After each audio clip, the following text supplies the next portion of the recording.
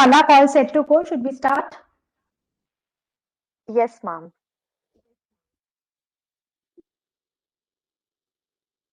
Share the link with Dr. Virendra Mishra again because he's saying too many questions are being asked of him. Okay.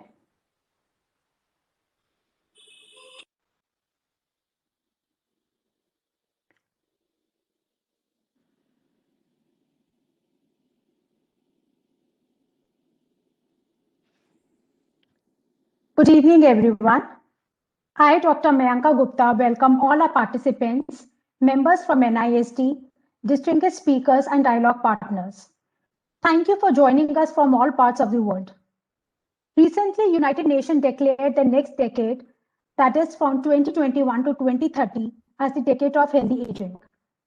The goal of this decade is set to optimize functional ability and address 5 interrelated abilities that all older people should enjoy. First, the ability to meet basic needs. Second, to continue to learn and make decisions. Third, to be mobile. Fourth, to build and maintain relationships. And lastly, to contribute to society. Keeping this in mind, All India Women's Education Fund Association, IWFA, with support from National Institute of Social Defense, NIST, Ministry of Social Justice and Empowerment, is honored to present a national webinar series, COVID-19 Community Connects. A 5 webinar series, out of which 3 webinars on promoting intergenerational bonding, 4th webinar on health and nutrition of elders, and the last webinar focusing on economy and livelihood of elders. Here is the program schedule of the webinar.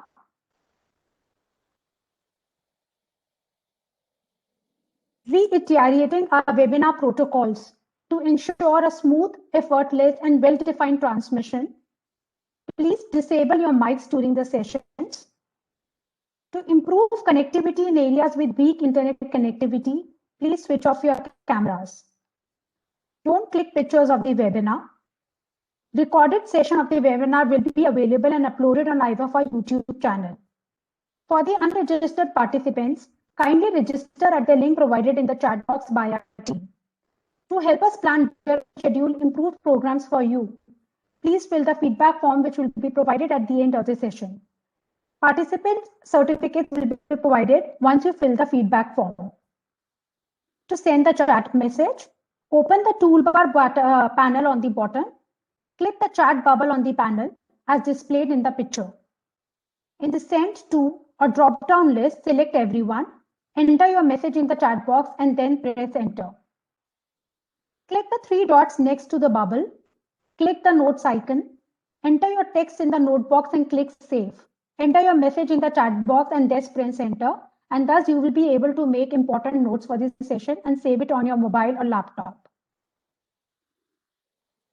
Kindly send in your questions in the chat box addressed to a specific panelist. Thank you for all your cooperation. Today is the first day in a 5-part webinar series, and we would like to begin the program by a virtual lamp lighting.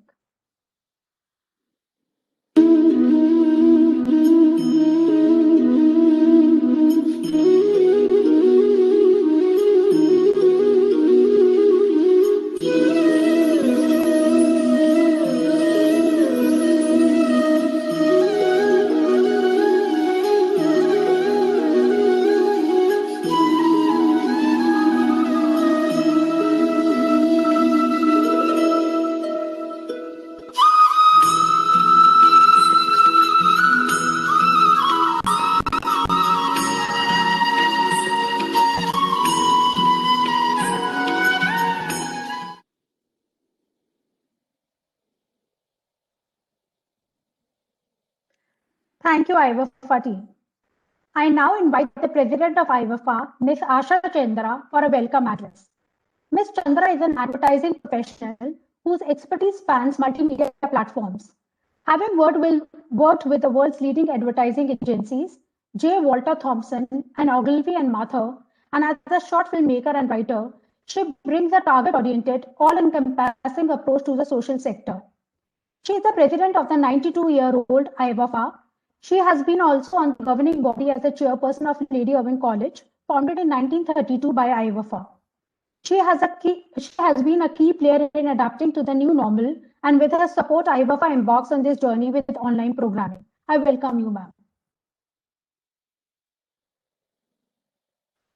Thank you, Mayanka. Good evening to our participants from India, from Asia, and good day to our friends joining in from all parts of the world. The All India Women's Education Fund Association, IWFA, warmly welcomes our distinguished speakers for this first webinar in the series COVID-19 Community Connects. Before we commence the discussions, a few words about IWFA. Walking a silent path between two Goliaths, the All India Women's Conference, who founded IWFA, and the Lady Irwin College, which IWFA established, the All India Women's Education Fund Association was launched by a group of visionary women under the inspiration of Mahatma Gandhi. They recognized that the only route to Indian women's emancipation was through education. Chronicled throughout our history books, these visionary women included Lady Dorothy Irwin, Rajkumari Amrit Kaur, Sarojini Naidu, Aruna Asaf Ali. Lady Dorothy Irwin went on to become the first president of IWFA. Since its establishment 92 years ago in 1929, the IWFA was first preoccupied with the management and expansion of the Lady Irwin College. In the 1990s, the organization felt an increasing need to rediscover itself in this global era, to make itself more socially responsive, relevant, and visible in the light of changing needs and issues of women. With a focus on gender issues and urgent social action required to mainstream women in the development process, IWFA has worked at the grassroots level in the rural areas, in the urban sectors, in slums, in government schools, has networked.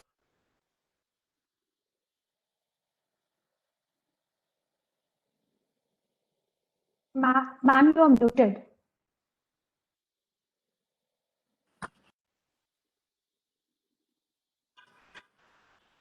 Is it okay now? Yes. So, with a focus on gender issues and urgent social action required to mainstream women in the development process, IWFA has worked at the grassroots level in rural areas, in urban slums, in government schools, and networked with stakeholders partnerships for the disabled and the elders, provided skill training in new employment opportunities like car driving and financial consultants. IWFA's tryst with the United Nations commenced 25 years ago with the participation at the 4th World Women's Conference that was held in Beijing in 1995. This was followed by the regional meeting of the SAARC nations, Women on the March, on women's participation in the political process. Again, in 1999, IWFA was accorded the special consultative status by the Economic and Social Council, ECOSOC, of the United Nations. In 2003, IWFA accepted the role of regional coordinator of the United Nations Informal Regional Network of NGOs, short form was NGO IRENE. In 2017, IWFA has been granted observer status with the United Nations Framework Convention on Climate Change, UNFCCC. Over the years, IWFA has participated at the UN headquarters in New York with women's empowerment programs. At successive Commission on the Status of Women, CSW, meetings held in New York, representatives from 193 member states convene annually in New York in March for 2 weeks to deliberate on the priority theme and the review theme. It was at these places that IWFA's iconic campaigns like A World We Women Want and Khadi Goes Global presented best practices from India, Asia, and Africa. The third engagement in the A World We Women Want series now includes A World We Women Want Gender Just and Violence Free. This will take place virtually on 18th of March 2021 in partnership with India's permanent mission to the United Nations. Further, from amongst 5,000 plus worldwide NGOs who are in consultative status with the UN, IWFA's CSW 65, that means in March 2021, the written statement is among the 146 global statements to be uploaded on UN Women's official documents page. We will soon be sharing the link in the chat box. IWFA's connect with the student community and the youth has been through campaigns, conferences, workshops, seminars to equip them in cybersecurity measures, prevention of drug abuse, and in intergenerational bonding. The COVID-19 coronavirus has forced a global relook and reinvention,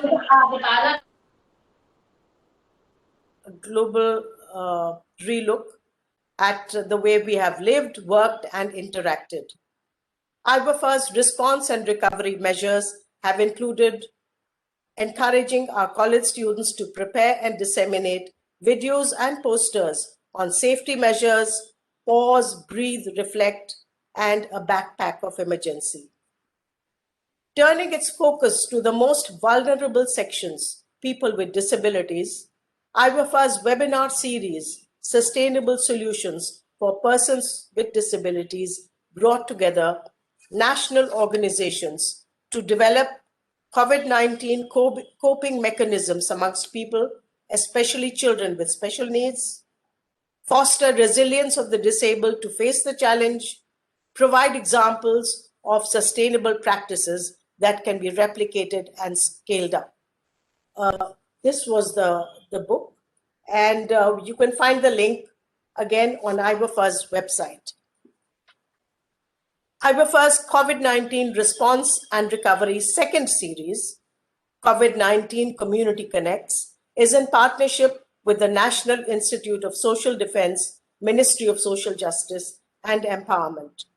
Key themes for discussion in this action-packed oriented dialogues on the organizational impact of the COVID-19 will include help for people, especially women, youth, elders, to cope with the COVID-19 pandemic, foster resilience of the community to face the challenge, practices that can be replicated and scaled up, and those that can provide insight and reflection into the way ahead. It is indeed my honor and privilege to welcome the distinguished speakers. Their detailed bio profiles will be shared during the course of this program. I welcome Dr. Virendra Mishra, Director, NISD, and our partner for this series. Dr. Mala Kapoor Shankar Das, Sociologist, Gerontologist, Associate Professor, Department of Sociology at Maitre College. Mr. Sailesh Mishra, Founder President, Silver Innings Group. Ms. Isabel Tom, Speaker, Educator, and author from the US. A young perspective is being provided by Ms. Yashika Malhotra, a postgraduate student of our college. I will also take this opportunity to salute our team of interns who are making this series possible through their inputs in technical, content writing, e-material, e-marketing, and so many more areas. Dr. Mayanka Gupta for leading the team, and inputs from senior resource persons, Ms. Sarla Manchanda and Dr. Adarsh Sharma. Thank you.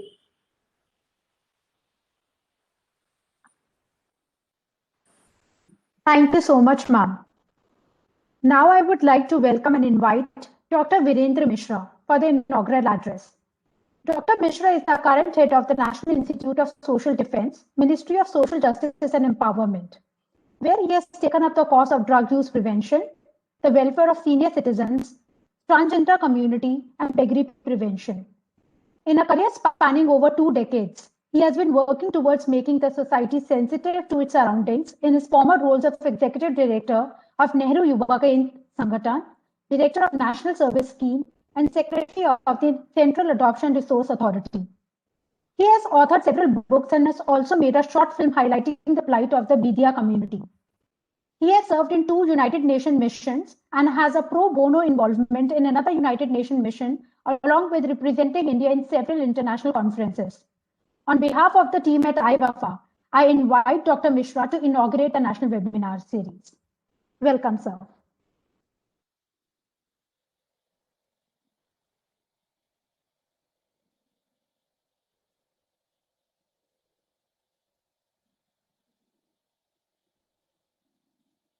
Sir, I request you to please unmute and address the gathering.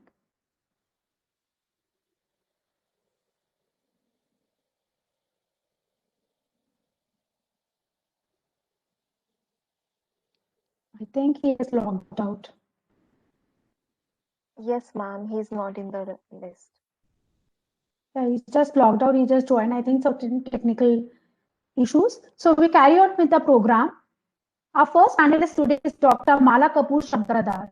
Dr. Shankaradas is a nationally and internationally known sociologist, gerontologist, and a health social scientist. She is a university teacher, researcher, writer, and an activist. She has 5 books on aging to her credit and over 100 published articles. She has chaired sessions and delivered keynote addresses at various conferences around the world. Dr. Shankaradas is also the editorial board member of a few international and national journals. She consults for United Nations, international and national organizations. She is also the Asia representative of the International Network for Prevention of Elder Abuse. Dr. Shankaradas was recently conferred with R.S. Wolf Memorial Award, an international recognition for her work on older persons, and has been a recipient of various international fellowships for her work on aging issues. She is Managing Trustee of Development, Welfare and Research Foundation. I invite Dr. Shankaradas to share her knowledge on transformative best practices for intergenerational solidarity in India and abroad. Welcome, ma'am. Thank you very much, Priyanka. And I appreciate IFA inviting me for this very important meeting.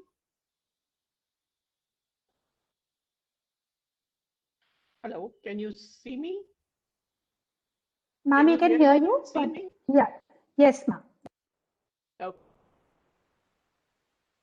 I'm very happy to be here on an important topic, and I would like to share my views on transformative best practices for intergenerational solidarity in India and abroad from a sociological and a gerontological perspective, which are my fields of specialization.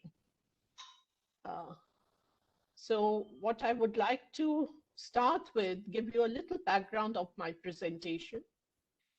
MIPA, that is the Madrid International Plan of Action on Aging, emphasizes that solidarity between generations at all levels in families, communities, and nations is fundamental for the achievement of a society for all ages.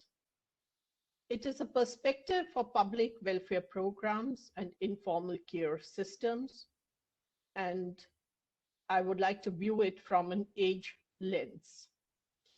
Welfare systems rely strongly on intergenerational solidarity as younger generations support older ones.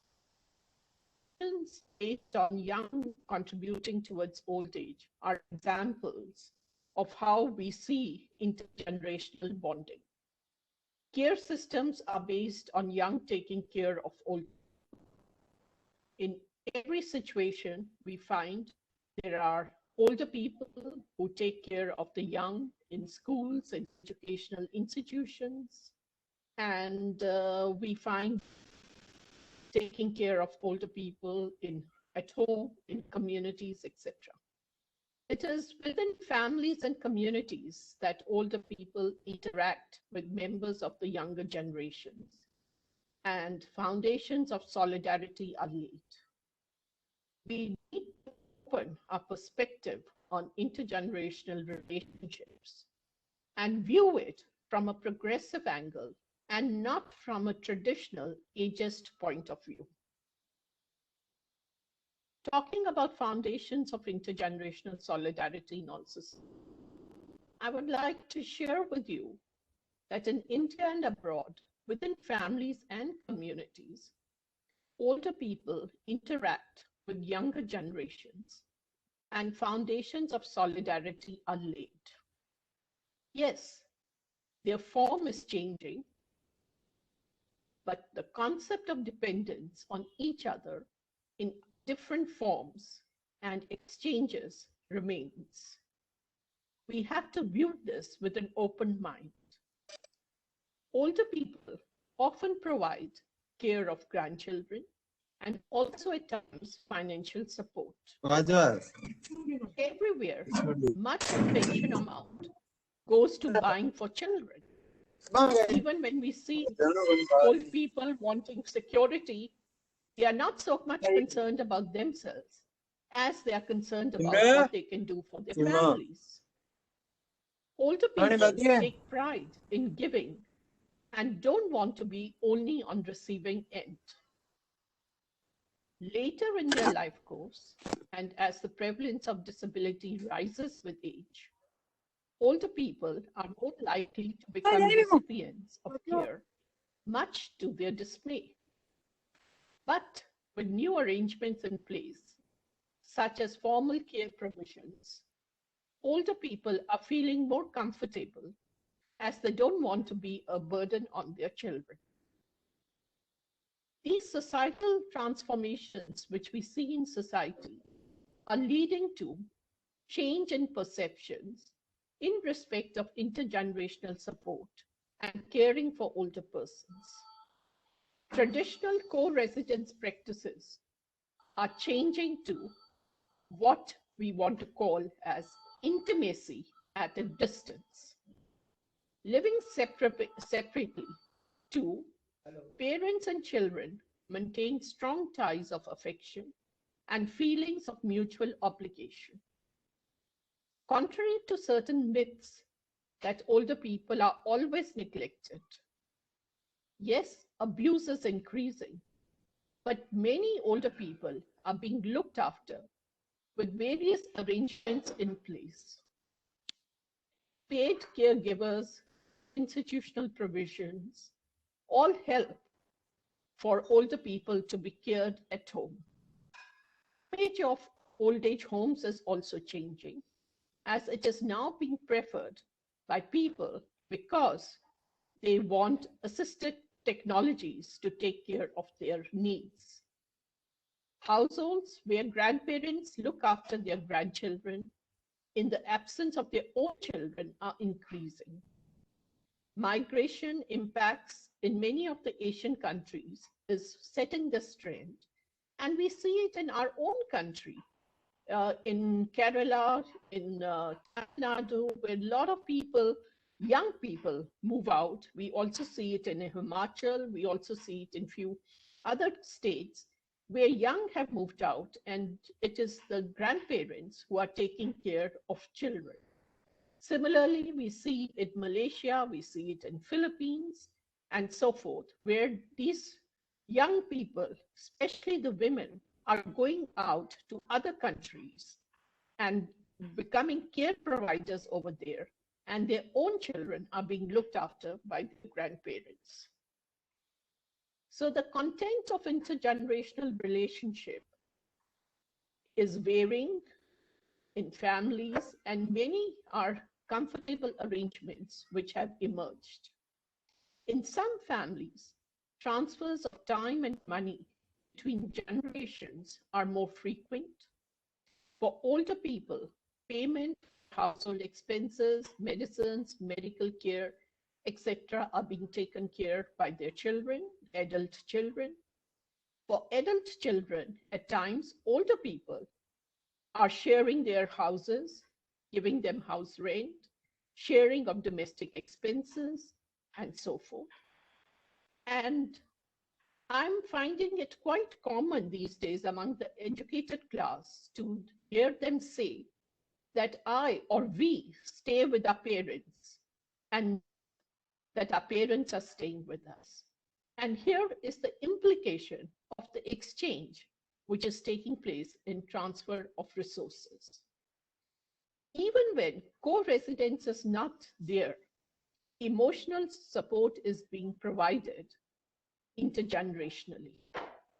Phone calls, visits, doing errands, taking older people to hospitals, etc., are being done by younger generations. LASI, that is the Longitudinal Aging Study of India, which is a very large study covering 72 or 78,000 respondents, has just recently come out with its findings. And this study provides much evidence for this. Event चल रहा है, बाहर से लोग आए हुए हैं, class नहीं ज्वाइन करते हैं. Thus, while living separately, older parents and adult children have frequent contacts, mutual exchanges, and provide long-term care whenever necessary. So the generational networks remain intact. Intergenerational solidarity is strongly based on ties of affection and a feeling of mutual obligation. Data from India and abroad is showing a lot of these new currents. In many European countries, in America, Canada, contact between older parents and adult children is seen to occur at least once a week. Very often, weekend is a special stay between generations. In India, it happens more often when people are living in the same town, but not residing together. Otherwise, it's a common occurrence to see during holidays young adults with their children going to meet up their parents who might be staying far away. As for intergenerational support, the direction of the transfer of help is downward most of the time during the life course, because parents are giving to children, and only at an advanced age do parents receive help from children and also grandchildren. Daughters providing support is common, especially with two-child norm in place for some time. The need for personal care in daily activities is generally provided by children or by formal young caregivers. And that is an important point, that mostly caregivers, especially when they are paid or in the formal sector, are young. Significantly, legal norms and social policies in all countries are imposing dependencies, or they support the choice to assume intergenerational obligations. The maintenance bill in India and in many other Asian countries too, or family laws elsewhere in different countries, all promote care by children. Care of older person is increasingly becoming homebound. In Europe, in many countries, localities of intergenerational living are being set up. My visit to Germany, Austria, Netherlands, Belgium, France, few years back, took me to residential complexes where old and young, unrelated to each other, stay together, caring and helping. In Kerala too, in Hyderabad, in Bangalore, in Pune, we find many young are staying with old on payment basis and taking care of their social and health needs when older people's own children are away as migrants to other places. What are the intergenerational solidarity, how it is being advanced? We see that personal care all over is provided by younger generation. Exceptions is spouse care, which too, age differences of mind, especially in the Asian region, is always in terms of younger and older. Training programs for caregivers are tailored for younger generation in most countries. Initiating age-friendly environment and provisions make it easier to integrate the older people in society at all levels, and therefore contributes to advancing intergenerational solidarity. Implementation of infrastructure for older persons actually takes care of all age groups. It reduces the burden of care on older adults. Promoting active aging strengthens intergenerational bonding, because it leads to a better understanding of aging process. So in conclusion, given the time limit I was given, I would like to say that demographic changes happening all over the world are changing traditional notions of relationships. Siblings are reducing everywhere.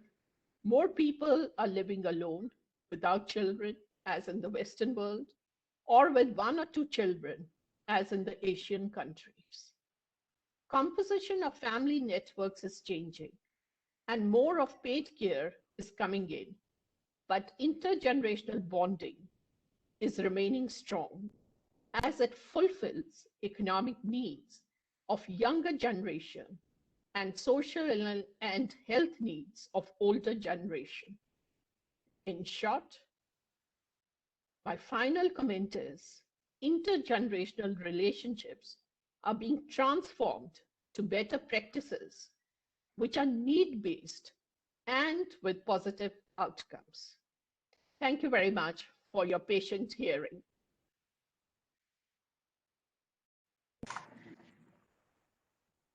Thank you so much, Mala ma'am. It was indeed very enlightening to hear you on that transformative intergenerational solidarity in India and abroad.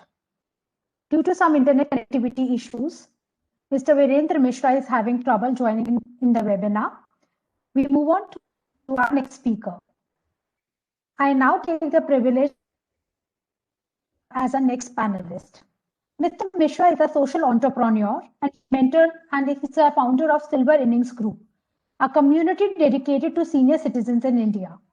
His organization, Silver Innings, is working towards creating an elder-friendly world where aging becomes a positive and rewarding experience. He started A1 Sneha Anjali in August 2013, Mumbai, and MMRDA first 24/7 dedicated assisted living elder care home at Nala Sopara West, and in 2016 at Virar. He has been conferred with several awards for his contributions, including Meera Bhayandar Ratna by Rotary Club of Meera Road for his and his organization's extraordinary work with senior citizens and dementia. His vision for an elder-friendly world has garnered support from individuals and organizations across age and society. I welcome Mr. Shailesh Mishra and invite him to share his enchanting Silver Innings mantra, that is, human touch is key to pandemic.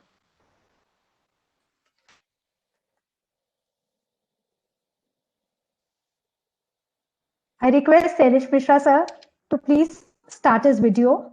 Thank you, Dr. Mayanka. Thank you for the opportunity. Yes, sir, you are audible. Can you please start your video as well, so that everybody can see you? Yeah. We all know that there is some internet issues for the past 2-3 days. Thank you, Dr. Mayanka. Yeah, can you hear me? Visible. Yes, sir, you are audible and you are visible. Thank you. Can you hear me? Yes, sir, you are audible and visible too. Thank you. Yeah. Okay, so I am going to make a presentation here. I'm going to. Okay. Thank you, everybody, for this opportunity. I'm going to speak on the human touch is a key in aged care during the pandemic. It's our experience working with Silver Innings. I'm going to share what we have felt and what we have experienced. So it's a small sharing actually, and hope this will inspire other people also. So I believe, before I start, I believe, and we all believe, that aging is a life cycle process. It is not just because I have crossed 60 that I'm senior. I think every day we are aging. The whole journey is from mother's womb to the tomb. Every day we age, from 1 day, 2 day, 1 month, 9 months, and then we are born, and then we celebrate a birthday and we grow old every year. And that is what I want to talk about. So here we should not think, and we should not say that I'm senior because 60, because we are senior every day. That is what we have learned from senior themselves. Let me talk to you about Silver Innings and Evans Snahanjali. It is one of its kind project in assisted living. There are a lot of old age homes, there are a lot of nursing homes taking care of senior citizens on paid basis or on trust model. But we are first assisted living. That means we are helping people to take care of them who need assistance in activity of daily living. And here, let me tell you my whole experience and knowledge about this caring is from two philosophy. One is Eden Alternative of Dr. Bill Thomas, and other is Spark of Life from Australia. Uh, Eden Alternative talks about philosophy of care, transforming life to mitigate loneliness, helplessness, and boredom. I think these are three key important aspects for every human being. Because when you're lonely, you're very helpless, and when you're bored, you need help. You need an external help. And this is where our young generation, intergenerational aspect comes. And we also are inspired by Spark of Life philosophy, which tells us that there is a human being in everybody. So what Eden Alternate talks about, that every individual needs human habitat. We all are born in this planet, and we are all are social beings. We are from the community. We are not Robin Hood and staying in the jungle. So similarly, every elder, whether they are 60, 80, 90, like every human being, we all need human being around us. We need family and institution around us. We need community. We need neighborhood. We need animals. We need pets. We need plants. Everything around us to make a very harmonious living for all of us. We need children, because children are stimulation. They are the seed foundation of the humanity. And the young generation energy and new idea, I have seen they infuse life into the silver years. And this is where we need to promote more intergenerational activity. In fact, our families, the joint family, were part of intergeneration activity. But now we have moved to macro nuclear family and nuclear family. But many institutions have come into place, like our silver innings, which helps people to connect with younger generation. We work with schools and colleges, and we get seniors and children together. So the whole idea is to be human, to try to see that we can understand each other. Is a way of being with highest intent to lift the spirit, awaken dormant abilities, and heal the relationship. We need to look for abilities in our seniors. We need to look abilities in disability. Aging might be disability for some people, a mental disability also, like dementia, Alzheimer's. But we need to find way out. We need to see their ability, what they can do, and then it ignites the spirit. And they started living a good life, because that shines the light in their heart. A world where elders and people with dementia can lead a life meaningfully, a joyous life, an experience of different future of hope and optimism. I think everywhere there's a chance of improvement in whatever age. I can improve at any age, but I need somebody to tell me. I need somebody to guide me. I need somebody to inspire me.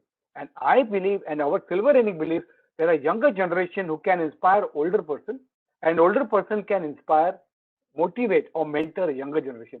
They need to be a very good bridge, a platform to connect to each other. And here, if you can see the picture here, our young caregiver, a care partner, we tell them care partner, is working with seniors, and they build a very good relationship. And that is the key mantra to fight pandemic.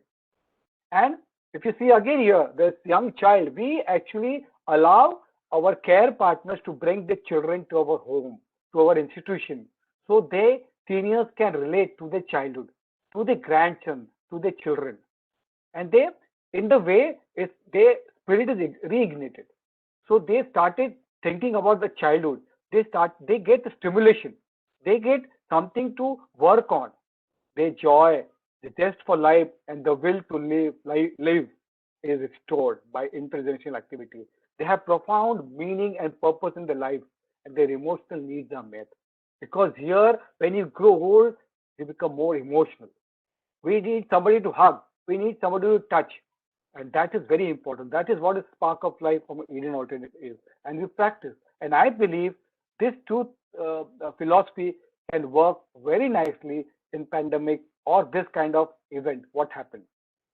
And pandemic was very suddenly. It happened very suddenly. We were not prepared. Government, institution, all over the world, we were not prepared what is going to come. There was sudden lockdown. There was sudden stoppage of transportation. There were restriction in movement for care partners, for the staff. We could not go, we could not work. There was a time where we have to stay for 2-3 months at some places, and that created a lot of problems. And there were restrictions on senior citizens. Do not go out. Do not go below your building. You should be in one room, confined to one room. I think this social distancing led to social isolation. And then here comes loneliness, helplessness, and boredom. Here they needed younger people. Initially, it was very okay that we were all around. And after some time, we all got frustrated with seniors, with people staying around us. And here we lost the humanity. We started saying seniors are the burden or as a patient or somebody who was sick or ill. So here, I think human touch was lost.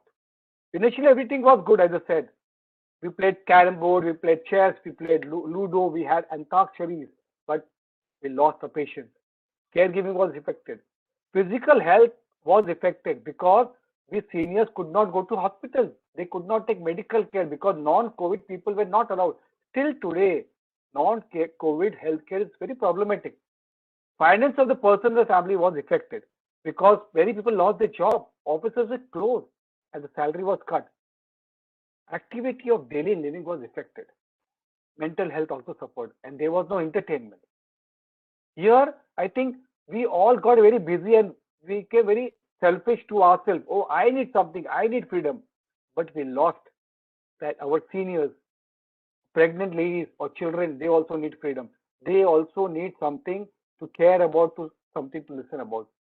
So, what we needed, what the life teaches us. I think caregiving is not very big science or a rocket. It's a joy of caring. We all have empathy. We all can do this. What is human touch in pandemic? What is human touch in disaster? What is human touch in family life? Is to have empathy and understanding for each other. Have patience. Have good listening. Be polite. Be humble and honest in what you do. Be true to yourself. We have to be dedicated and passionate to what we do. Whether it's caring, whether it's cooking, whether it's just walking, we need to involve in ourselves. We need to be spiritual and progressive and creative. And the last, not the least, joy and happiness.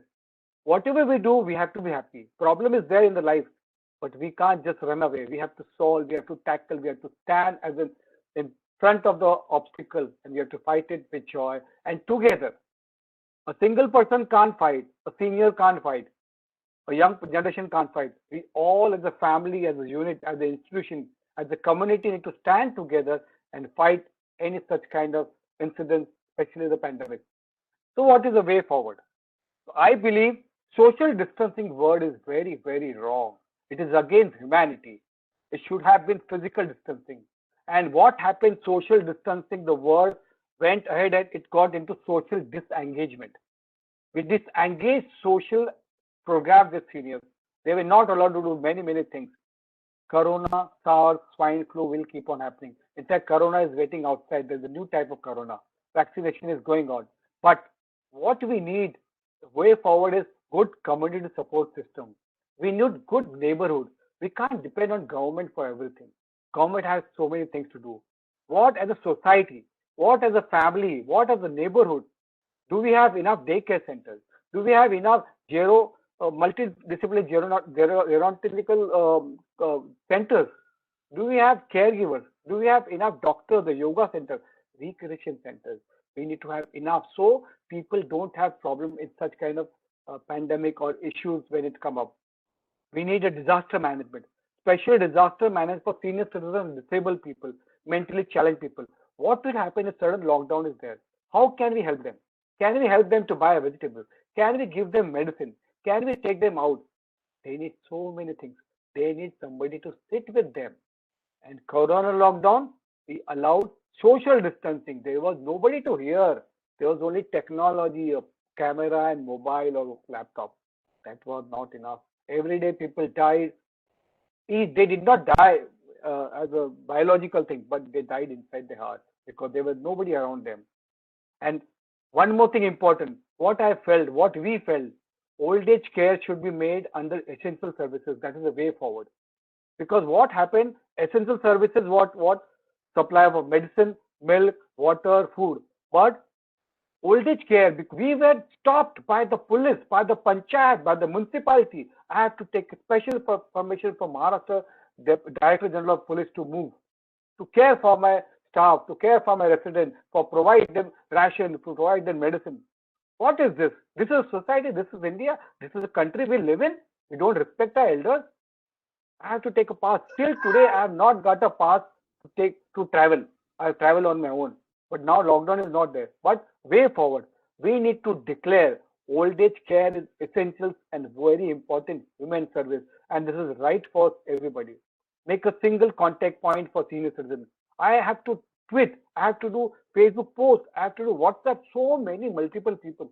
Why there is not a single window like you have for women and child ministry? There is a National Women Commission. I just write there and Mr. Rekha Sharma or somebody is there who comes to rescue. But for seniors, there was zero network. There was nothing available. We have to fight for multiple posts.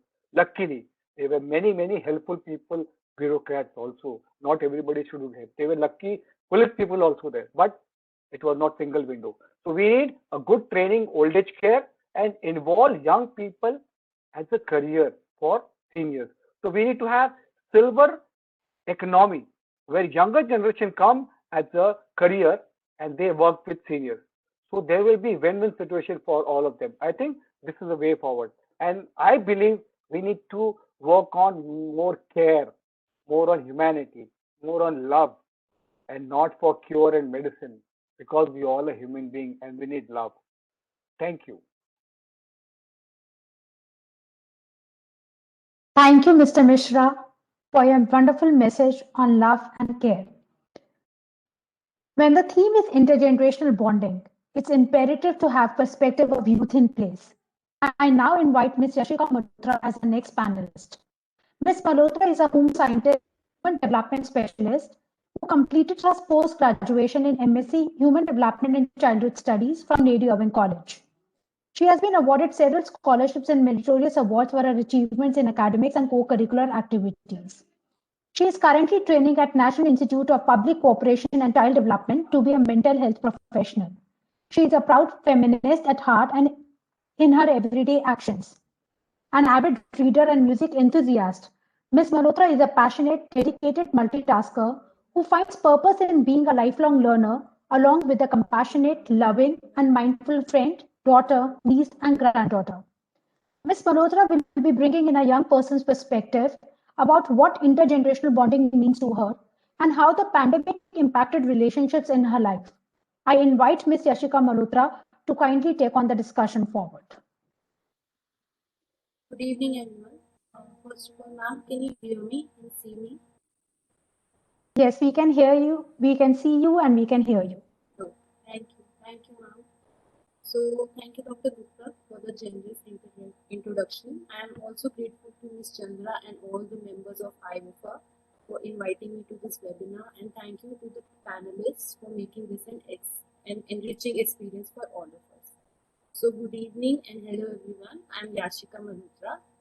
So in the few minutes I have with you, I would love that if you would be partners in conversation with me in this discussion. So I would begin by requesting you all to just close your eyes just for a minute.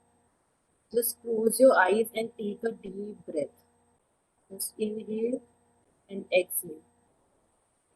Now think about the people in your life who have helped you progress till now, who have made you who you are today. Just think about being around them. How have they shaped your journey, their contributions in your life? Just stay in that moment and feel all the emotions that are going through you right now.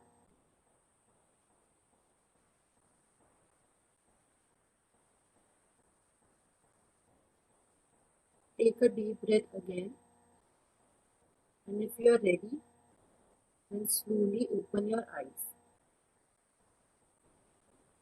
I would request a few of you to type in the chat box what did you feel, what do you feel when you think about the people in your life. If you don't want to share, it's okay, just stay with that feeling. If anyone would like to write, I would really appreciate it.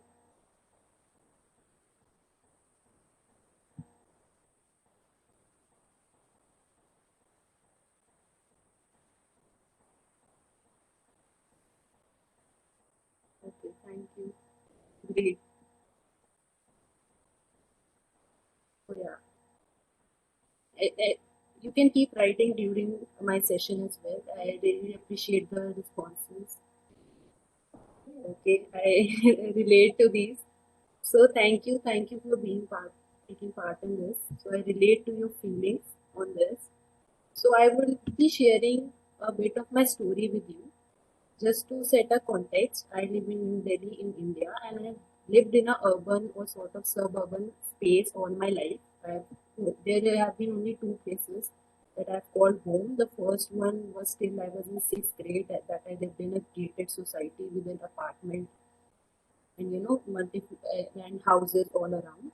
And now I live in a multi-floor house in somewhat of a non-busy part of the city. So when I talk about people in my life, all my life I have been surrounded by relatives. I'm the first of my generation in my family. So our house used to be a place where all my aunts and uncles would come in and out. They would come to Delhi for their education or for better job opportunities. And I've always been around people, especially during my early years. And I was at least till I was 5 years old. I was the only child in the house, so I got undivided attention almost all the time, and people would play with me, and I was very joyful in those moments.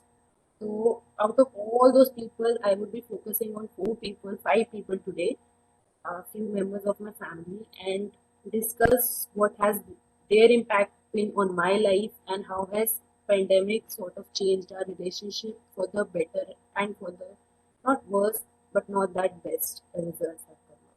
So firstly, of course, my mother. So I'm closest to her, and I've always been there. She's always been there for me. I think I've always been there for her. Whenever I used to come home from school, until now, if I get to go out, I would come back and she would always ask me how was my day, and I would reciprocate that question after I was finished talking. So that would get me talking, and I would tell her almost everything about my day. And she is still the person she's still my go-to person. I would still talk to her about any issue that I face, any problem I have, and the happiest moment also I would like to share with her. So over the time, what I have seen, like our relationship has evolved from her being a parent who's trying to keep me on a path to more of a friendly relationship. And that has only been exaggerated over the pandemic, because over the pandemic, I'm sure many of you faced this, that we didn't have any help coming from outside, and we have to take care of the house on our own. So everything from cooking, sweeping, cleaning, washing dishes, putting out clothes to dry, folding clothes. I used to do all those things with her. So that made me appreciate the work she did all day.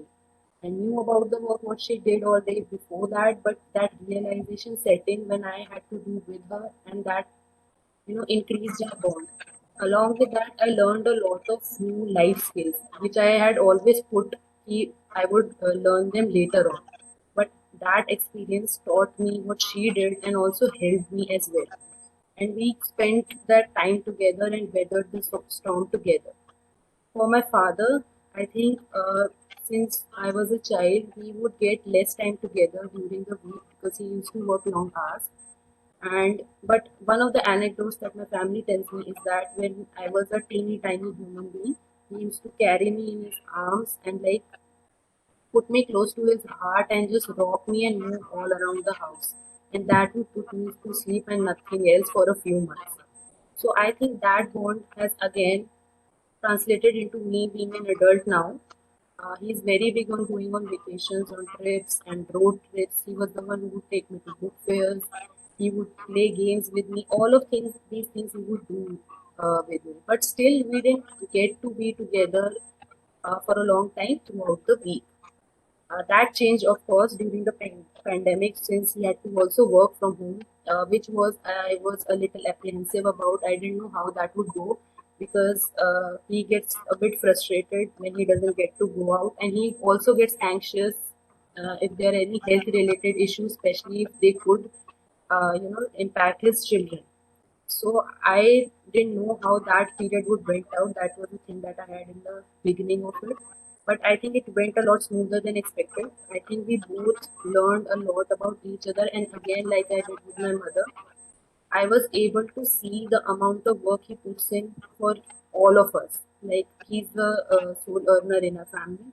So the work that goes into earning every day, I was able to get to that and appreciate that. Also, a thing in my family is that we have family meal times every day, which is dinner we all have together. And during that time, we don't have our phones out, mobile phones out, and we just talk, or sometimes it is co-watch television and discuss the things happening. The next two people are my paternal grandmother, whom I call Dadi, and my maternal grandmother, Nani. So for my Dadi, it was a different story. So when I was a tiny human being, when I was even 2 years old, I used to go around with her to different states.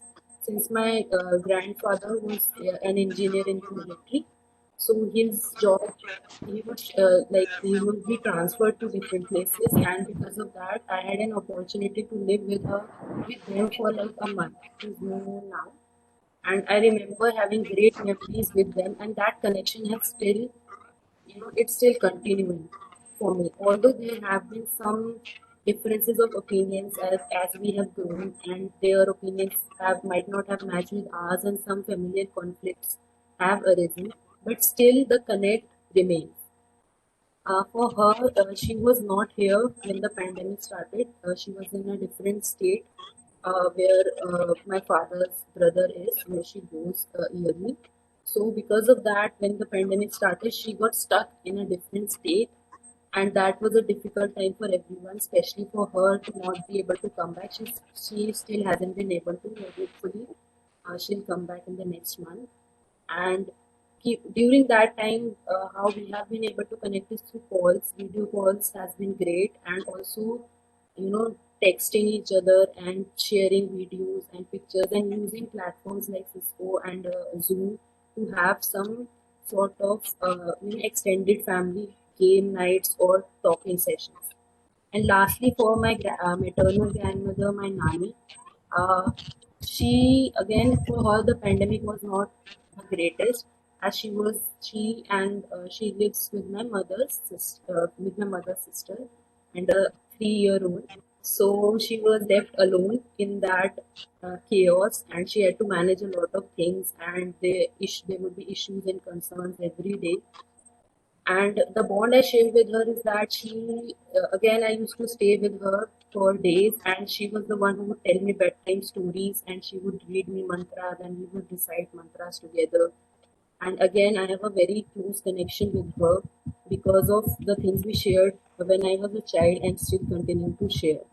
So with her, what since she lives in the same city, so when the lockdowns ended and unlock started, so we basically made a pod, a living pod where so that we all remain safe, and we would visit her frequently. Then also on the phones, I decided to engage her and also learn a skill myself. That was to, ask for family recipes and then try them out and then call her again and then video call her to see what she thought of it. And then again also with my Masi, which is my mother's sister. She has a young son who's 3 years old. So with her, I have a great bond, and that has now shifted to a bond of mutual respect, because coming from the background that I am as a, from human development, I have some insights, some theoretical insights that help her now to raise a 3-year-old, and that bond has gone from friendly and playful to more deepened bond. So, in the end, a few points that I could see from my life experiences, that the early experiences in my life have played a major role in maintaining these intergenerational bonds.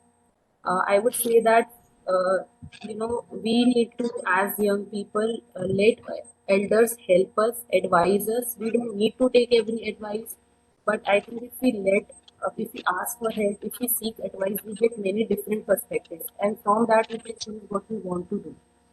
And we need to take it one conversation at a time. We don't need to, exaggerate the things that are happening around us. We need to take it step by step. So this one last minute that I have with you, I would again request you your participation, and again please take a deep breath at the end of this. A deep breath. Please inhale and exhale. And of all the people we thought about at the beginning of this session, think of a person, pick one person or two people from a different generation than yours. Imagine yourself spending quality time together, doing an activity that you both enjoy. Be in that moment. Again, feel that moment, how it would be if you get a chance to do that.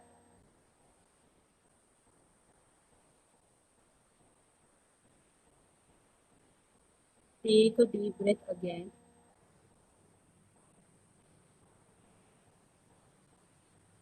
And open your eyes. Again, if you want, you can type in a word or a phrase about how you felt when you imagined yourself in that moment, being with the people that you love.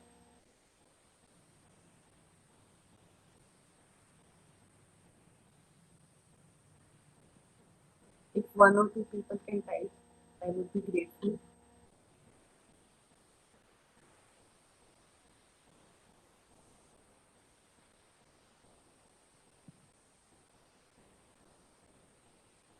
Thank you. Avantika, Sheza, Ishita, Tanu, Shreya. Okay, wonderful. Great. Great. So I would just say this, that keep this feeling as your North Star, right? Work towards this feeling, work to achieve it, and when you find those moments and opportunities to reach it, and when you do reach it, please remember to be present in that moment and embrace it. So thank you all for allowing me to share this time and space with you. Thank you.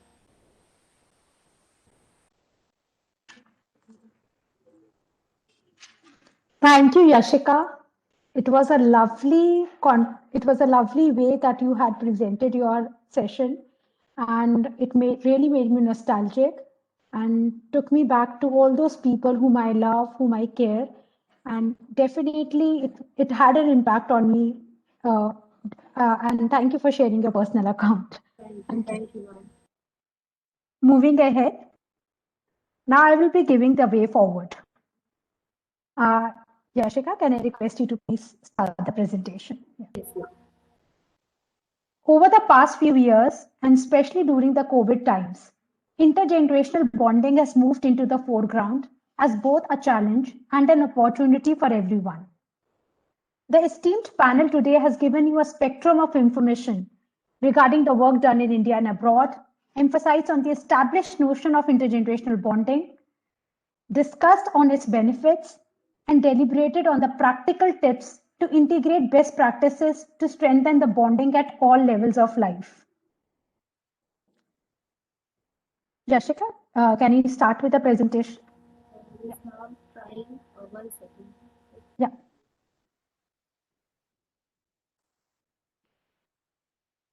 The participants of today's webinar have shown an inclination towards exemplifying the best practices in this area.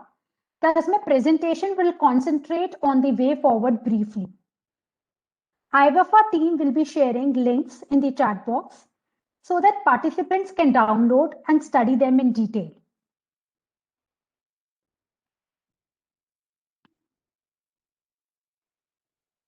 Can you see it? Not yet.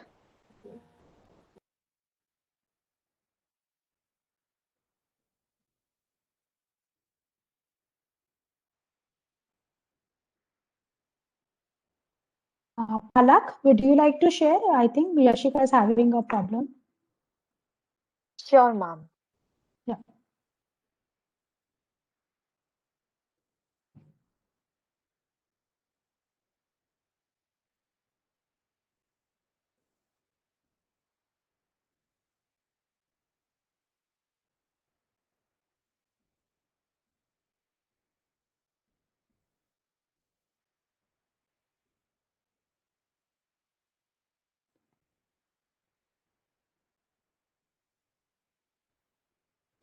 So moving ahead, as the intergenerational equity conflicts of the 1980s and 1990s in the world have shown, a generation gap has threatened social cohesion and led to tensions which clearly emphasize competition of the generations for limited resources and the fear of an intergenerational war.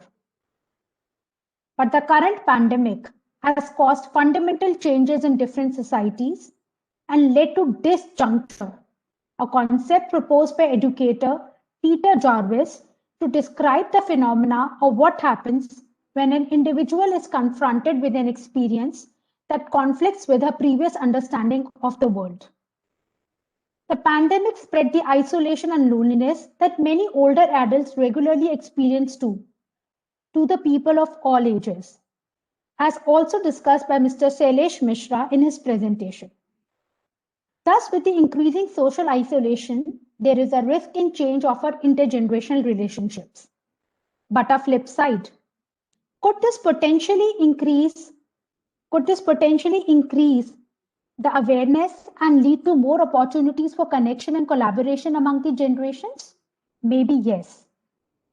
The bonds that we might have not valued before or had taken for granted may not seem more important than ever, and this new perspective needs to become a force, not only for the new normal, but also to grow, change, and discover which will be very mutually rewarding in our intergenerational relationships.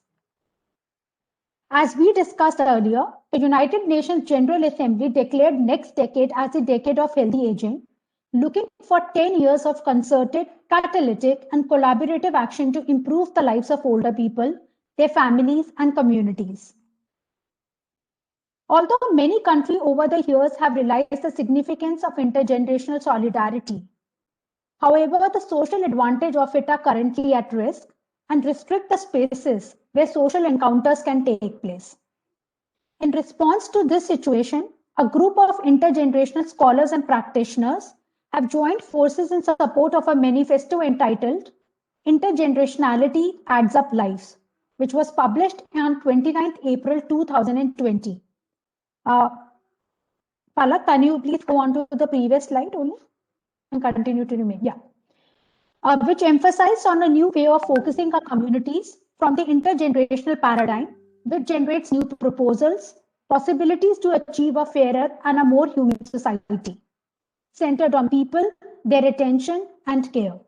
The plugin of the Intergenerationality Adds Up manifesto is being plugged in the chat box. You can download from there. To be able to achieve all this, we have to look the issue at hand from the lens of an ecological systems perspective given by Yuri Bronfenbrenner. This model could be adapted to understand how intergenerational understanding be promoted to bridge the generation gap and enhance the generational re-engagement in the family, community, and the wider society. A loss of intergenerational contextual continuity is not only a problem for older generations, it also has consequences for the life courses of young people. Thus, we need to keep every generation at the center of this system and then look at what all can be done at varied levels of a system. Intergenerational practices occurs on a variety of levels, including intimate or strong attachments between two individuals to a complex network of connections. As you can see, the microsystem consists of family, religious groups, health services, neighborhood schools, etc. At the innermost microsystem, Palak, please remain on the slide. With the family as the only truly integrated social institution, it is inevitable to bring the focus back to it. Taking a cue from Singapore, where the setting up of a task force to promote grandparenting and intergenerational bonding since 2002 by the ministry has played a very key role in raising awareness to the needs and benefits of promoting the bonding in the family and community. They focus on celebration of Grandparents' Day, National Family Week, Generation 3 Fund inter-school competitions, formation of an intergenerational strategy committee. Such measures can be adapted in various communities in the present and post-COVID times, both in the offline and digital online mode. Among the social institutions, educational institutions where young people spend most of their time outside the family are appropriate sites for intergenerational initiatives. However, compared to US, Europe, Japan, and other countries, where examples of multi-purpose schools providing for both the young and the old are available, such attempts are considerably rare in other countries. In the recent year, researchers and gerontologists globally have identified new areas of intergenerational practice by including the dimension of workplace on top of family and community. This has further expanded the scope of intergenerational perspective and have alerted the various corporations to realize the need to seriously work towards an intergenerational workplace in an aging society. I sincerely urge NISD to provide avenues to NGOs and corporates to work in this dimension. Looking at the mesosystem, it interconnects the various elements of the microsystem. Yes, during the time of COVID, when older adults began sheltering at home, many organizations globally began phone outreach to the elderly, often using younger volunteers. Thus, one could explore collaborations and opportunities to make such programs available in future to combat social isolation. Emphasis should also be there on promoting non-familial intergenerational programs and actions that serve as an alternative when there is no sufficient network of support available at the home. As also discussed by our panelist Sailesh Mishra in his presentation, which becomes a necessary means to prevent isolation in a society with a strong family culture like ours in India. As the exosystem and the macrosystem and the chronosystem you see, it belongs to the mass media, community service, and the historical context and changes over time, in this case, during COVID and the post-COVID world.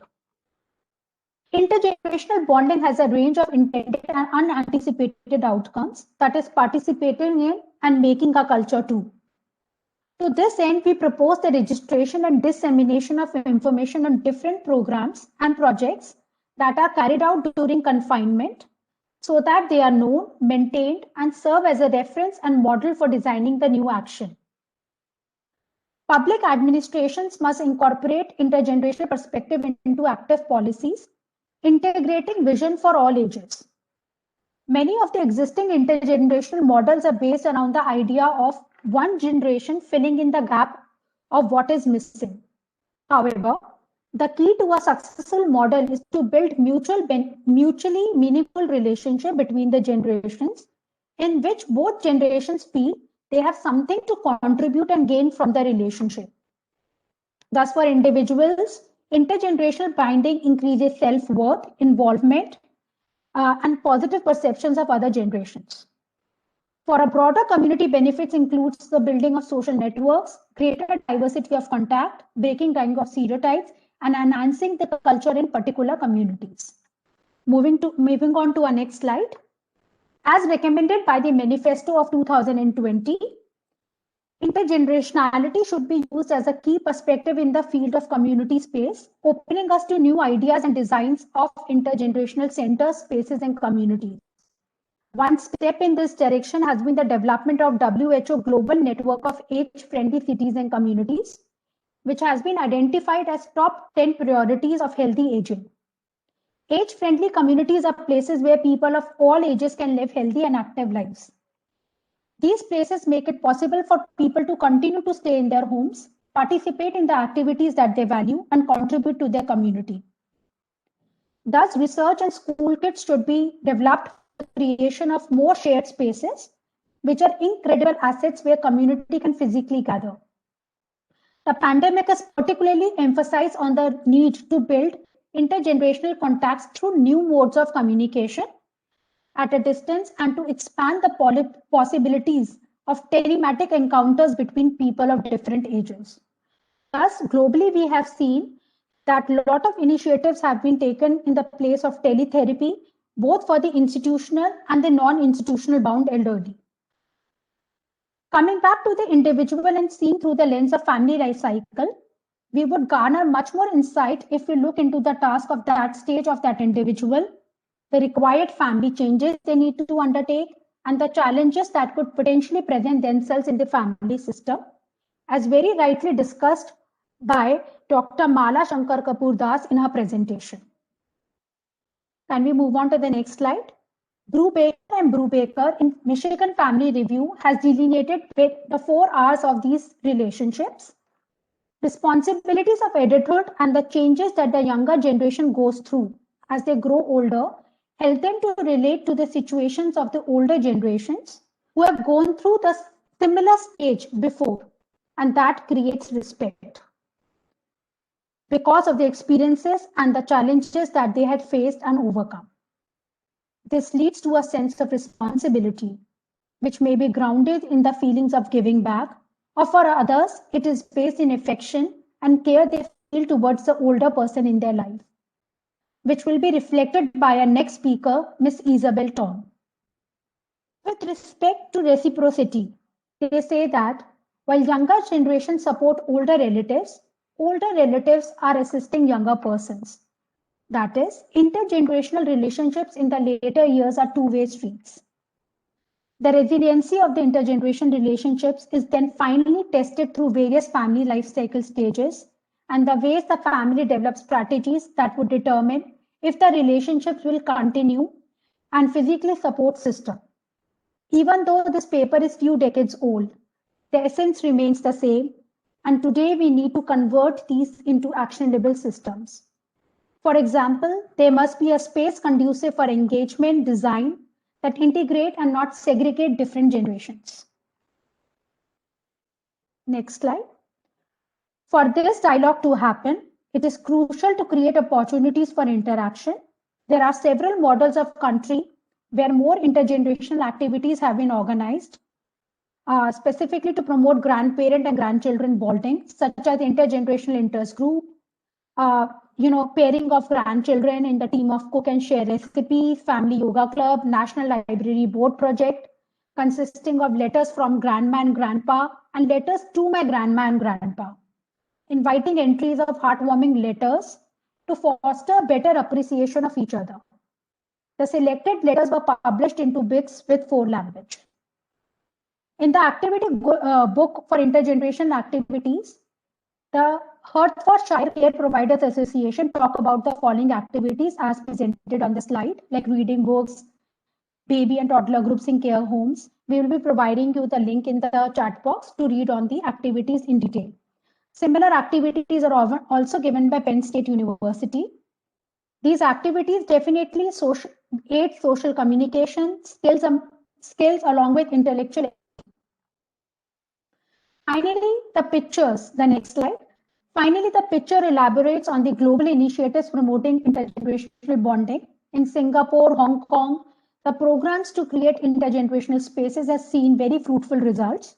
Some of the programs have been organizing multi-age workshops, proximity housing grant, which allows family and singles buying houses to live close to each other, integration of childcare and elder care facilities, and intergenerational learning programs empowering volunteerism in seniors, building intergenerational playgrounds. In Germany, multi-generational facilities are built. An experiment by the 74-year-old Hildegard schools in the form of a mother center. A pilot research group action project by Santiniti in Italy aimed at promoting institutionalized older people and adolescents in the community to enhance ties by sharing various activities together, which helps to overcome various stereotypes. Various other countries like Australia, Dublin, Canada, and Cork have also taken up this initiative and are trying new and interesting ways to promote and strengthen the bondings, the links of which are being shared in the chat box. Thus, I conclude by saying that in August 2020, the Vice President of India, Shri Venkaiah Naidu, called for a special care and support of the elderly, especially in the situation of a health emergency. The role of communities, old age homes, government, school curriculum to respond to the COVID-19 crisis by taking steps to promote intergenerational bonding could prove to be a turning point to foster bonds and eradicate conflicts. Lastly, I would like to say that intergenerational practice happens at a range of formal and informal spaces: school, educational institutions, voluntary and community groups, indigenous communities, local government, churches, sporting clubs, religious places, temples, cultural developments, and thus we will be discussing these spaces in our upcoming webinars, that is webinar 2 and 3. We also conducted a pre-webinar survey. What became apparent from the survey was that the various questions were asked, and this is up to 140 participant survey results. What does intergenerational bonding means different things to different people? Participants of the survey had a very diverse look to it, and these are some of the things that they had said. That it only means bonding between two generations. Most of the answers were said. Thus, I can add that intergenerational exchange is not only occurring in the family context, but it is also meaningfully occurring in the non-family members also. Can I move to the next slide? The next survey question was, how can COVID-19 and lockdown affect intergenerational bonding and relationships? And we are glad to know that 69% felt it had a positive impact. Next slide. How can we strengthen intergenerational bonding in families and communities? 70% felt by going on vacations, and 66% said that by having common community spaces for people. 40% said by workshops in the community by senior members. Next slide. How can we strengthen intergenerational bonding in elders living in retirement homes? 80% said that by activities with elders, and 55% felt trips with younger members or also having younger buddies. And our last question of the survey was, as an agent of change, what is your contribution now and in the future towards intergenerational bonding? And I am glad that many of them said that by spending time, participants, our elderly participants said that by playing with their grandchildren, helping them with their assignments, going for walks. Some of the NGO members have told about Beyond the Four Walls project. We would like to know more about that. Organizing some get-togethers for my family, sharing experiences with others by empathy and working for NGOs. Due to time paucity, I will not be able to share all the results, and so this is a way forward for today. Since there is some time limitation, we will be taking the question answers in the end. I hope Ms. Isabel has joined.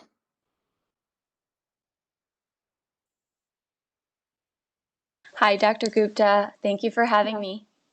Yeah, thank you so much. So our final session for today is with Ms. Isabel Tom from US, who has joined early morning. We would like to introduce Ms. Tom with a short video of hers.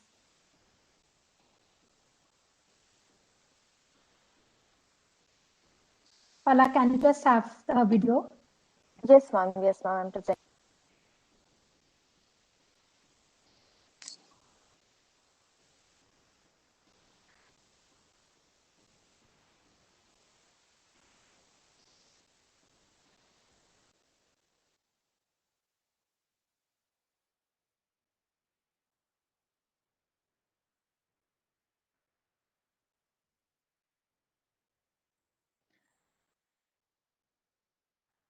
Okay. So, Have you ever wondered how you can bless the older people in your life? Hi, I'm Isabel Tom, and I'm the author of The Value of Wrinkles, a young perspective on how loving the old will change your life. When my grandma Mama passed away, I felt so blessed to have spent my entire life with her. She was 102. I was 35, and I considered her one of my best girlfriends. Over Dr. Gupta, if it's not working, I can just time with tell them my story. I grew up in a multi-generational household and didn't move out until I got married. Aside from hanging out with my grandparents, I've also spent my entire career serving the older population. Here's the thing, with every job that I've had, I've come upon new insights that have made me more and more passionate about serving the older generation. And so I want to share my story with you because after reading my book, I really believe you will never think of old people the same. If you are unsure of how to love an aging parent or grandparent, if you are burdened with caregiving, if you are looking for ways to honor and bless and shower your elder with love, then consider this the ultimate guidebook and encouragement for you. I can't wait for you to read it. To get more info, visit isabeltom.com. As you seek to love the elder in your life, just know that I am 100% cheering you on.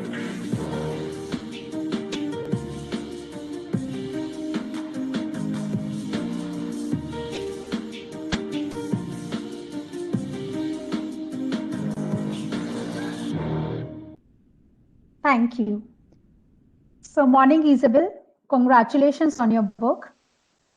And Good morning. Taking a cue from your book, everyone would like to know how loving the old will change our life. Yes. So first of all, thank you for having me. I really appreciate being part of this. Really, I could share with you my entire book because obviously I have a lot to say about this topic.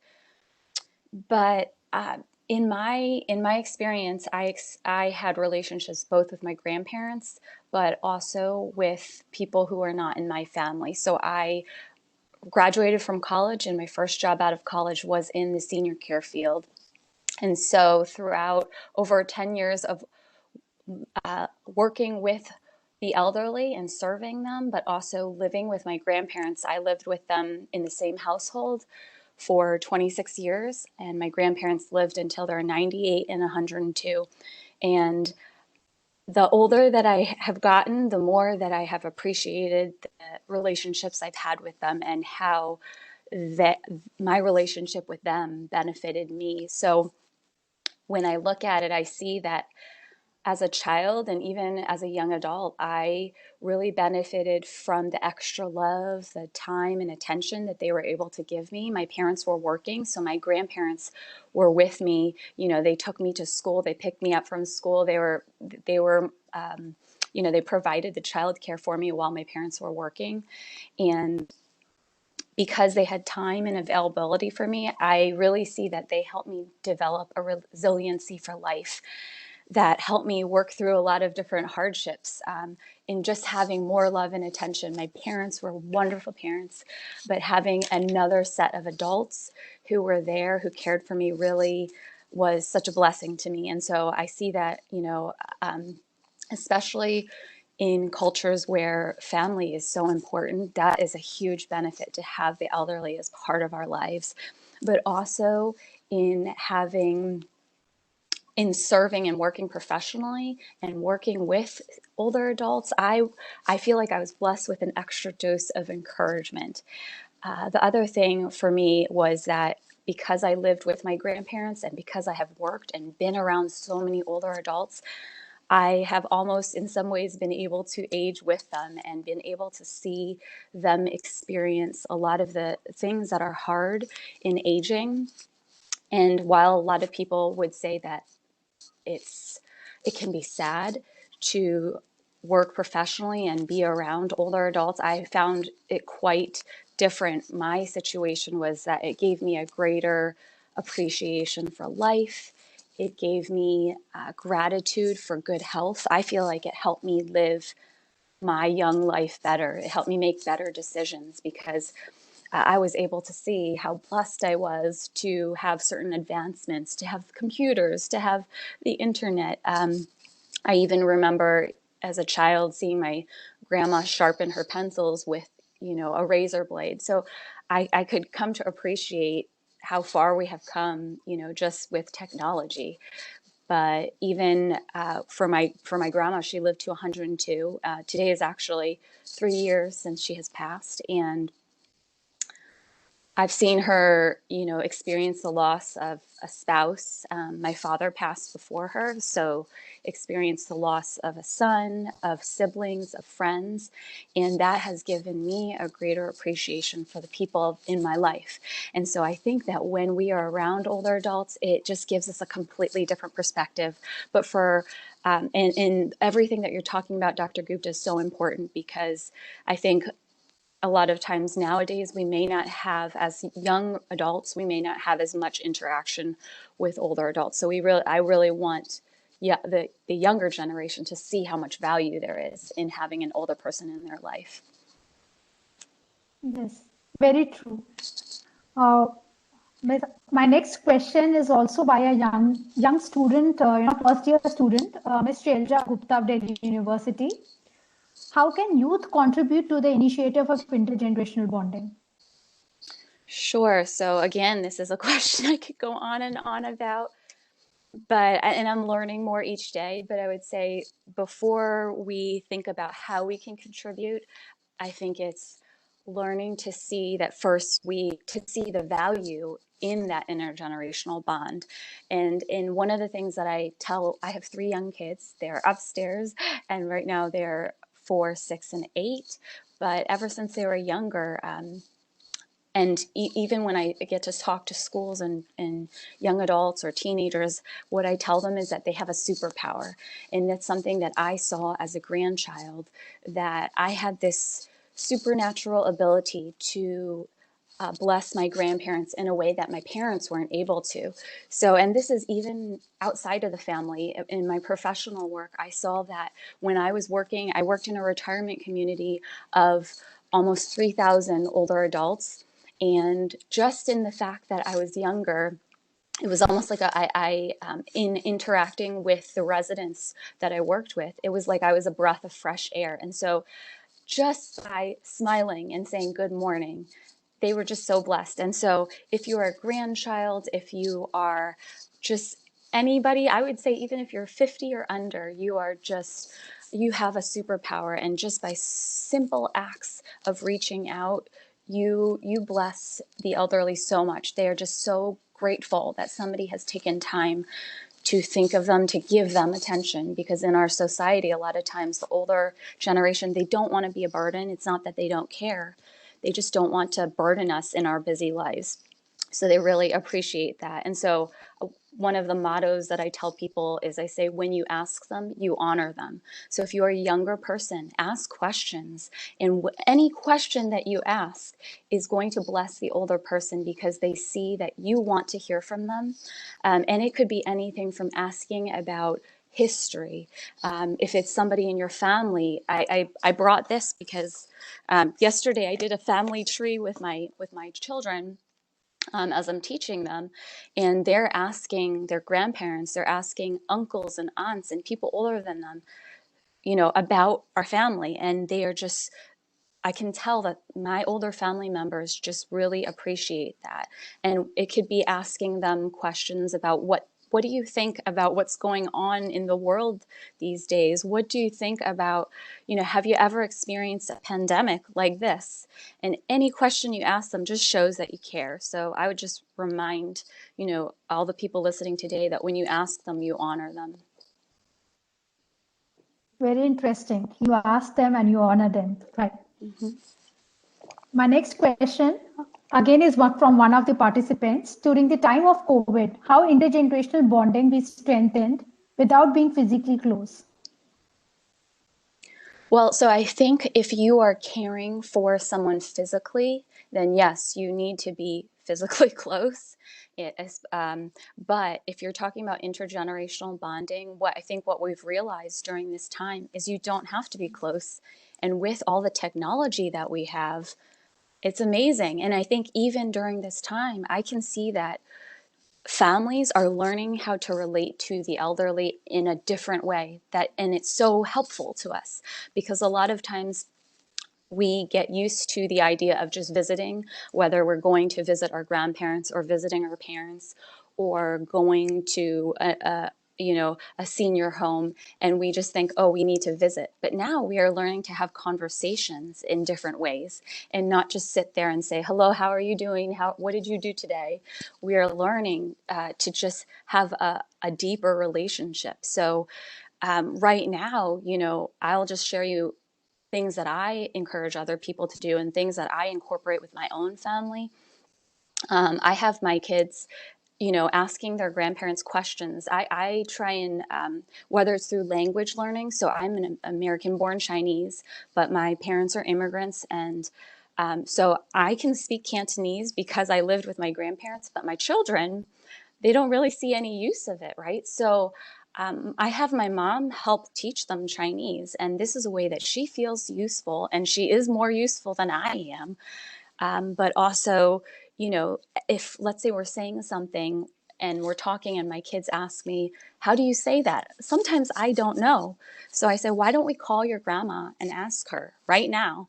So even those very random interactions, I think sometimes those mean more because a lot of times we may resort to just interacting with the elderly out of obligation on a holiday, at New Year's. But I think it's meant to be something all the time.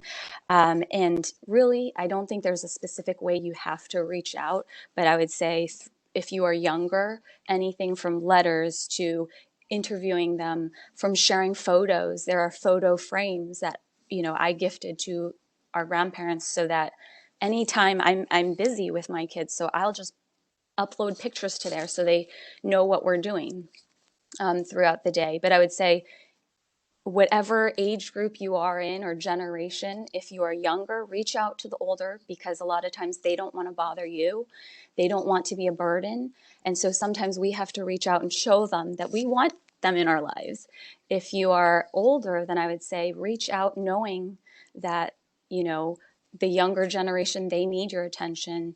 They really benefit from it because we live in such a busy world. You have time for them, and that's a blessing to them that sometimes they may not see till later on. And if you are in the middle, like I am now, where you're a parent, or even, you have some who are older and younger than you, then, I think it's at our job to prompt our children. They're not going to do it naturally. They may not relate naturally to the older generation. So a lot of times what I need to do is I need to teach my kids how to speak to their grandparents. So I may have them call and say, this is what we say. We say, hello, mama, my name is this. And we really need to teach them. They won't know how to do it unless we teach them. And then also, I would say explaining to them as the older person ages, if there are certain declines or things that happen, for example, if there's Alzheimer's, or if they have a fall and maybe they're not able to join, my grandma was 102, so there are a lot of things she couldn't do with us. And I just explain that to my kids and tell them their role, that, just by waving and saying hello and patting your great grandma on the back, that is such a blessing, and that you can have a role, even though they were only 1, 3, 5 at the time. I really believe that it is, like you were saying before in your last part of your presentation, it's something that not just for one generation to do. There is mutual benefit between all. Thank you, Isabel, so much for sharing, such lovely thoughts. And I think a lot of comments have come in the chat box where your participants have told that they relate to what you are saying, like random moments make the most of their life's most beautiful memories. So definitely it has related to people at some level of what you have spoken, and definitely a lesson for my own child. Like the thoughts you have shared today, I will definitely, having them as a superpower, it kind of clicks in the mind still now. Yeah. So I just take one more moment to talk to our another panelist as we have few questions from these. So Mala ma'am, Miss Dr. Mala, can I ask Yes, you a please. question? Sure. So Sabah, student of Lady Irwin College, wants to know how this pandemic has affected interpersonal relationship in our families. Yeah, actually, it has affected in two ways. One is it has brought families closer. And the other is that the stress and strain of getting on each other's nerves has also created differences. Now, a lot of it depends upon how family relations were actually revolving around what components. If there was reciprocity, if there was understanding, then the pandemic is bringing people together because they fear the unknown, and it's a tendency to depend upon the known and stay together. But for families who are getting too stressed out, who have certain issues and adjustments, have certain problems of communicating, then seeing people day in and day out all around them is creating a problem. And there we find that people are losing their nerves, people are losing their tempers, people are no longer patient, and in many ways, they are then creating tensions in their relationships. So there is no one way to see how the COVID has affected people. I just written a chapter on this issue for a book by Springer, and it is based on research which was done by two of my students.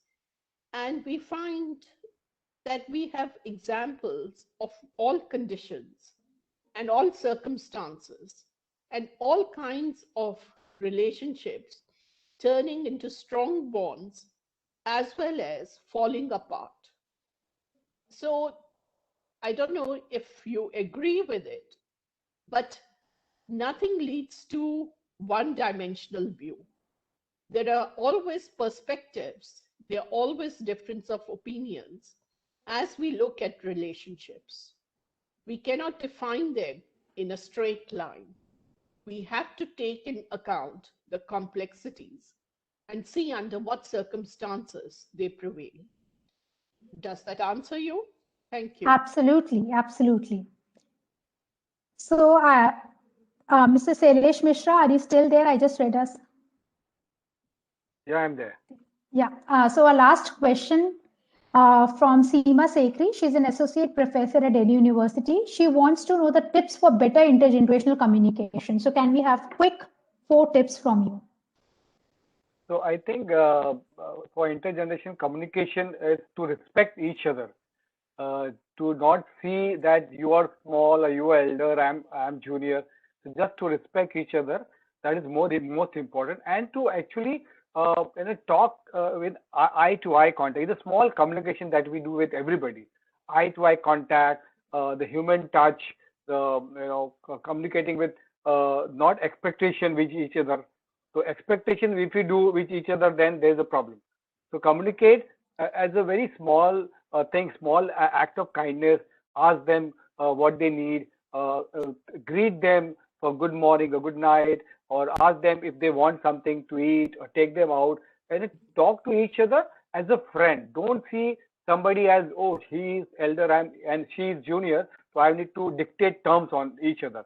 So generation which needs to be happy, need to respect each other and need to understand each other. That is mean they should have empathy toward each other. I think that will lead to better communication and harmony among the generations. Thank you. Thank you so much. With this, we come to an end of this webinar. With that, I would also like to specially thank our senior IVFA executive, our advisors for the webinar, Ms. Sarla Manchanda and Dr. Adarsh Sharma, Ms. Asha Ahuja, our administrative staff, our interns, Palak Sharma, Palak Khanna, Shrishti, Mansi, Japleen, Anmol, and Simran. Without your support, this webinar would not have been possible. We are truly grateful to all our panelists and guests who have joined us from different continents of the world today. In case any query remains, please direct them to IVAFA and we will request our speakers to oblige. Please do fill the feedback form shared in the chat box. This will help us help you better as we can fully target the needs. We have 4 upcoming webinars tomorrow, 30th January, that is on COVID-19 youngest to the oldest, 5th February, uh, uh, baby boomers and generation XYZ, 6th February, health and nutrition for elders, and 13th February, economy and livelihood for elders. All webinars will be held between 5 p.m. to 6:30 p.m. IST. Details of the webinars will be available on the IVAFA website, which is www.ivafa.org. You can also follow us on our social platforms. See you tomorrow, 30th January 2021, for a session on youngest to the oldest. Stay well, stay blessed, stay safe. Thank you all once again.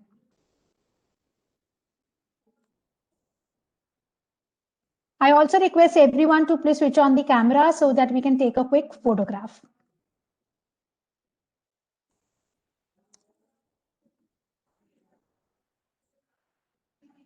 Can we all have a quick photograph?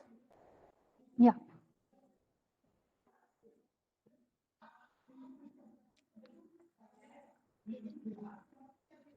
Pala, can you just stop the presentation? It's not sharing any content so that we can have everyone on the, yeah. Okay, ma'am. Srishti, please turn off the sharing.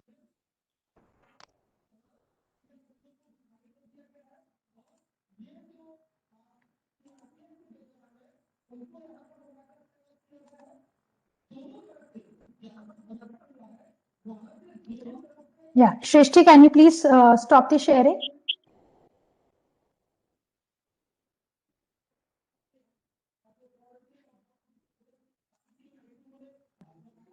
Ma'am, her laptop has got hanged. So we Oh. are trying to fix it. It's okay.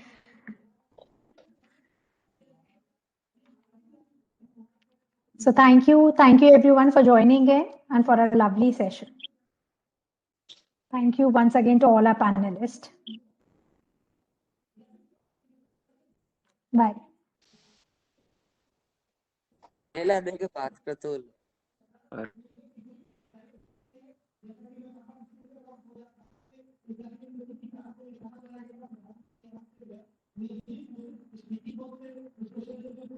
Take a minute to say thank you very much. This is Kumkum Prabhakar from New York, your foreign representative. Auntie Sallah, it's so good to see you all. Like, I'm so proud of you guys, like doing these wonderful things. I wish I could be part of all this one day. Hello, Auntie. And I think I met you all once, maybe a few years ago in Lady Irwin College.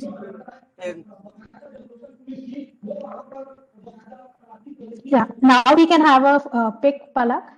Now I request everyone whosoever is there to please switch on your videos. For you guys, it's evening. I just woke up.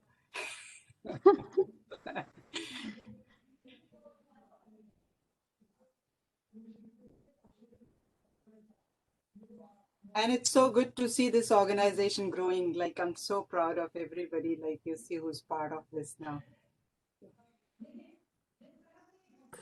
Thank you so much, Kumkum, for attending and joining. I was always looking forward. Today I'm not teaching. Like, I teach Monday through Thursday still. So it was so good. Like, it's on Friday, so I could do it. Like, so nice to talk to you on this platform.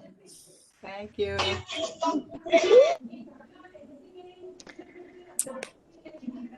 So thank you, everyone. I think we can log off now and meet you again tomorrow. Thank you, Mayanka. Thank you, ma'am. Thank you, Mayanka. Very nice. Very nice. Thank you. Thank you.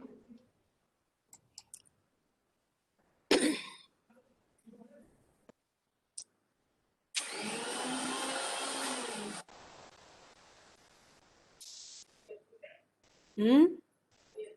Hmm.